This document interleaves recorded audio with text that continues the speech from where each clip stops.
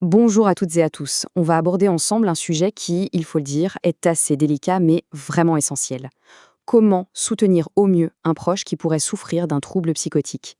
L'idée, c'est de proposer ici un guide pratique pour avancer avec clarté et surtout beaucoup de bienveillance. On a tous pu se sentir un peu désemparés un jour face à quelqu'un qui semble perdre le contact avec la réalité. Qu'est-ce qu'on fait? Qu'est-ce qu'on dit? C'est une situation qui génère énormément d'inquiétude et parfois un sentiment d'impuissance. Eh bien, ce guide est justement là pour apporter des réponses concrètes. Alors, comment on passe de l'inquiétude à une action juste et aidante? La toute première étape, la plus fondamentale, c'est de comprendre. Il s'agit vraiment de remplacer la peur et la confusion par de la connaissance, par des faits.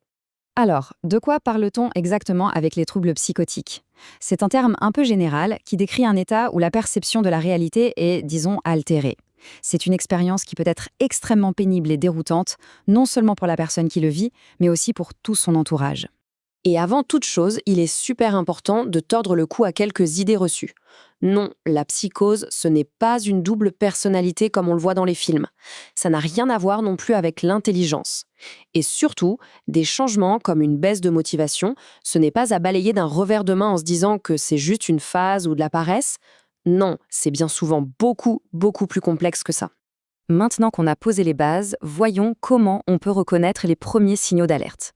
Attention, le but ici, ce n'est pas du tout de jouer au médecin et de poser un diagnostic. C'est simplement de savoir repérer des changements qui méritent qu'on ouvre la discussion avec douceur. On peut classer ces signes avant-coureurs en trois grandes catégories. D'abord, sur le plan émotionnel, on peut voir apparaître de l'anxiété, une méfiance inhabituelle. Côté pensée, ça peut être des difficultés à se concentrer ou des idées qui semblent bizarres. Et enfin, dans le comportement, un isolement, des problèmes de sommeil. Ce qui est important de retenir, c'est que c'est souvent la combinaison de plusieurs de ces signes qui doit nous alerter. Ok, reconnaître les signes, c'est une chose, mais savoir quoi dire, comment aborder le sujet, ça, c'en est une autre. C'est souvent la partie qui fait le plus peur. Alors, on va maintenant passer au cœur du sujet. Comment on engage la conversation de la manière la plus constructive et la plus humaine possible. Le cadre de la discussion est absolument essentiel. L'objectif, c'est de créer un moment de confiance, en tête-à-tête, dans un endroit calme, privé, où on ne sera pas dérangé. Il faut vraiment prévoir du temps pour que la personne puisse s'exprimer sans se sentir pressée ou jugée. Ici, on a le point le plus crucial, la manière de communiquer. D'un côté, ce qu'il faut faire, écouter, mais écouter vraiment, sans juger. Valider ce que la personne ressent avec des phrases comme « ça doit être vraiment difficile à vivre » et parler calmement. De l'autre côté, ce qu'il faut absolument éviter, minimiser son expérience et surtout ne jamais argumenter ou essayer de la raisonner sur des croyances qui nous paraissent, irrationnelles. Parlons de deux symptômes qui sont souvent très déstabilisants pour l'entourage, les hallucinations et les délires. Pour faire simple, une hallucination, c'est quand on perçoit quelque chose qui n'est pas là, par exemple entendre des voix. Un délire, c'est une croyance fausse, mais à laquelle la personne adhère de façon inébranlable, comme être convaincue d'être persécutée. Et ce point est absolument fondamental. Pour la personne qui les vit, ces expériences sont 100% réelles. Ce n'est pas de l'imagination, ce n'est pas pour attirer l'attention. C'est sa réalité à elle, et c'est souvent une source d'angoisse terrible. Alors, comment on réagit concrètement? Voici une phrase qui est une véritable clé. Dire « je peux comprendre que tu entendes des voix, mais ce n'est pas mon cas ». C'est une approche incroyablement puissante. Pourquoi? Parce qu'elle fait deux choses à la fois. Elle montre de l'empathie, elle valide le ressenti de la personne, mais en même temps, elle maintient un ancrage dans la réalité partagée, sans mentir. C'est juste, honnête et bienveillant. Une fois que le dialogue est ouvert, que la confiance est là, l'étape suivante, qui est souvent très délicate, c'est d'amener doucement l'idée d'une aide professionnelle. Il est très important d'essayer de normaliser cette démarche.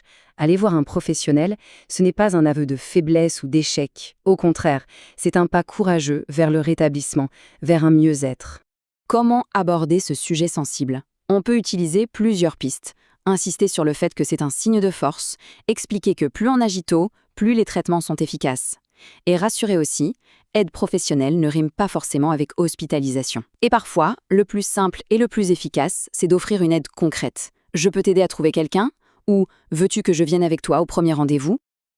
Et si la personne refuse, c'est une réaction très courante. La clé ici, c'est la patience. Surtout, ne pas se braquer, ne pas insister lourdement. L'objectif numéro 1, c'est de préserver le lien, de maintenir la confiance. Il faudra peut-être plusieurs conversations, et ce n'est pas grave. On arrive à notre dernière partie qui aborde 2 points absolument cruciaux. Que faire en cas de crise aiguë et comment prendre soin de soi-même quand on est l'aidant. C'est la question que beaucoup se posent, avec une certaine appréhension. Une crise, ça peut être très impressionnant. Heureusement, il existe des réflexes à avoir pour ne pas envenimer les choses. En pleine crise, la priorité absolue est la désescalade. Il faut parler calmement, avec des phrases courtes et simples. Écouter bien plus que l'on ne parle. C'est aussi une bonne idée de réduire les stimulations autour, baisser la lumière, éteindre la télé. Et la règle d'or, ne jamais argumenter. Et bien sûr, si à un moment on se sent en danger, pour la personne ou pour les autres, il ne faut pas hésiter une seconde et contacter les services d'urgence. Et on termine avec un point souvent oublié, mais qui est peut-être le plus important. Pour aider efficacement quelqu'un, il faut d'abord s'assurer de son propre bien-être. C'est le principe du masque à oxygène dans l'avion. On s'occupe de soi pour pouvoir s'occuper des autres. Parce que oui, accompagner un proche dans cette situation, c'est épuisant. C'est donc vital de savoir reconnaître ses propres émotions. La peur, la frustration, c'est normal. Il faut aussi poser des limites claires sur ce qu'on peut et ne peut pas faire. Ne pas hésiter à chercher soi-même du soutien. Prendre soin de soi, ce n'est pas de l'égoïsme, c'est une condition indispensable pour pouvoir aider sur le long terme. En conclusion, il est essentiel de bien comprendre son rôle. En tant que proche, on n'est pas un thérapeute.